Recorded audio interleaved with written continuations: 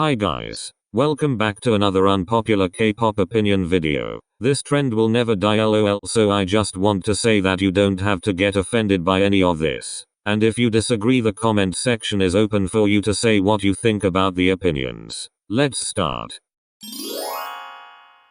Look, if there is one kind of K-pop stans that are very annoying, it is the second generation K-pop stans. Or K-pop stans who are obsessed with second generation K-pop. Now I obviously don't mean ever stan because some of y'all are literally chill and we stan that. But the amount of second gen stans that harasses new pop stans is insane. Like, let people breathe. No, we don't have to know what song Super Junior debuted with, or the Dance to Girl generation most iconic song. And honestly, you don't have to know all of that to be called a K-pop stan. You all are failing history classes but know which group debuted which year. You are worrying about the wrong history. And then they are all up our asses about who's the king and queen of K-pop. Honestly, I don't care if Big Bang is supposed to be king of K-pop. If I want say CLC is the kings, then I can so shut up. Like, why is it okay for y'all to say that Big Bang, 21 and SNSD is kings and queens, but the second an ARMY opens its mouth about BTS is king, y'all jump the person? This are the same stans that trends hate hashtags in Twitter about a rookie group's light stick. One day they are preaching about mental illness and another one they are hating on minors. Blinks say they hate YG and they wish that he goes bankrupt, but then they stream the girls on YouTube and Spotify. They buy their albums and their merch. They buy the light stick and go to the concert. Honey, that money you are spending on Blackpink is directly going into his pocket. I love Blackpink and I wish that they get treated better by their company. But you all won't catch me stream them and buy their stuff. That's literally showing YG that what he does is okay and he can still make money out of it. I'm not telling y'all to boycott Blackpink or something. Y'all can do whatever you want. But buying Blackpink merch and then retweeting a hashtag about how YG should change how he treat the girls is literally just hypocrisy. Y'all are giving him millions of views on YouTube alone. I really can't. Why are people so obsessed with labeling the stans who stream as crazy stans? We want to make our faves break record. So what? We want them to be more successful so they don't disband or they make more content. And we love to see them successful. They put so much work in their comeback and the least we could do as fans is stream their music video if we can't buy their albums. I see people comment that they miss the old times when people actually enjoyed music and wasn't obsessed with streaming. Karen, what crack are you on? Do you really think we would be out here streaming songs that we don't like? This is the same people who wonder why their faves don't get music show wins. Girl, you need to stream, buy and vote for them. But this goes to the streamers too. Some people don't have energy to or doesn't have the time to stream. And that's on them. Don't force or guilt trip anyone to do anything. Some Multis fans really think they are better than other fans because they stan a bunch of groups. Please. How good of a fan you are isn't based off who you stan. It's about how you act as a stan. I remember when I first got into K-pop and the only group I loved for a year was only BTS. And every day I would see how some Multis were bashing ARMYs on Twitter about how they are boring and shit because they only stan one group. BTS have more songs than many popular groups combined. And they have so much personality and content. I think ARMYs are fine only being ARMYs. And this also goes to the stans that only stan underrated group. Yeah, good for you. We don't care. Stop forcing people to stan your faves.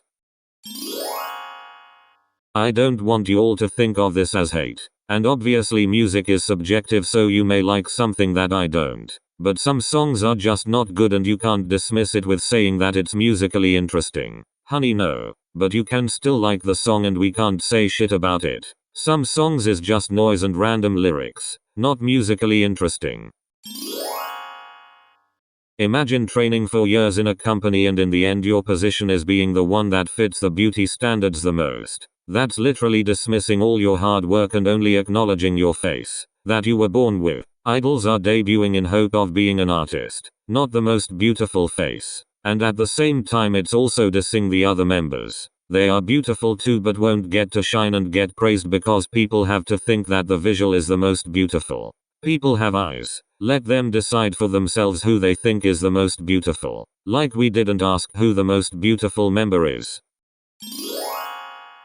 Underrated group is underrated because the company doesn't promote them good. They aren't from a big company or they haven't had a hit song yet. The point is that there are many reasons why a group is underrated and it's not because they deserve it or they aren't talented enough. Stan Dreamcatcher CLC Wiki Miki and Bandit.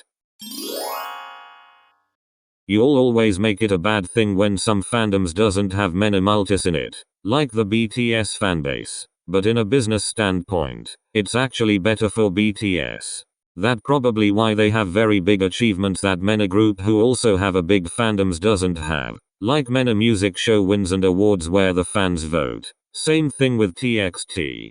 Even though a few other group had better YouTube views, like for example Everglow, TXT still have better album sales and votes. It's because majority of the Everglow fanbase probably stan other rookie group. You rarely see groups like Everglow get achievement that needs big fandom power because in the end of the day multis will choose their ults and leave the other groups they stan dust. This really sounds so aggressive, oh my god, but I love Everglow.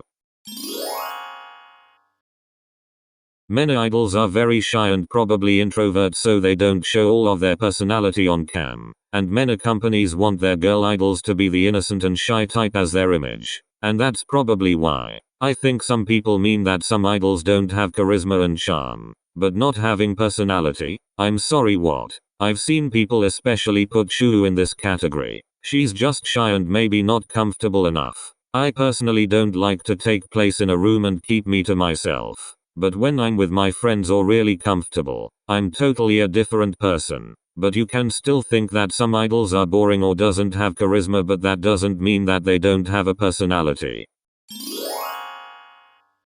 Some companies have dating bans for rookie groups and minors, and I think that's valid reasons to have dating bans. But some company have it because fans will be mad and angry. But by having those dating bans they are adding to this toxic fan culture. I really think companies need to give their idols more freedom. In general, not just about dating. They are supposed to really enjoy what they are doing and be happy. Or they won't come far. Even though all you care about is money, you should understand that when the idols are happy they do a much better work.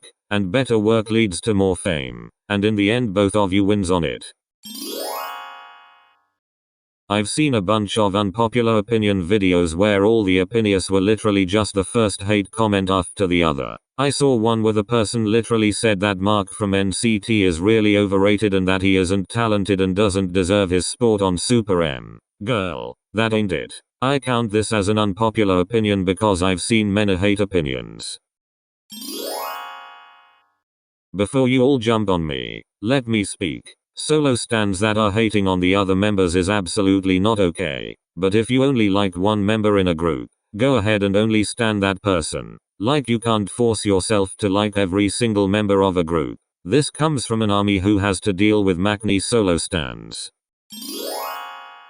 I know damn well that these girls didn't create a whole ass universe and a 2-year-long pre-debut project for you all to say that they don't deserve all the hype they got. They have such good songs and every member is a main dancer. I just wish all the members got equally much lines and screen time. If they don't have fixed position, why do some members get to sing more than all the other if they aren't even a main vocalist? Like I saw a bunch of comments under Astro's cover of Shiny Replay and there was people coming from TXT's cover to compare the both covers. And everyone was like, stop comparing. Girl, what's wrong with doing that? As long as no one is insulting the group and does the comparing in a respectful way, who cares? It's toxic fans who start fan wars and not stans who compare groups. But something I am against is ranking visuals or comparing visuals. That's honestly just very disrespectful to everyone involved in the ranking. K-pop stans don't know what flop means. Ma'am, a song that got 21 music show wins and an album that got more than 4 million sales isn't a flop. Maybe you didn't like it or you think the song was bad overall, but still, that doesn't make it a flop.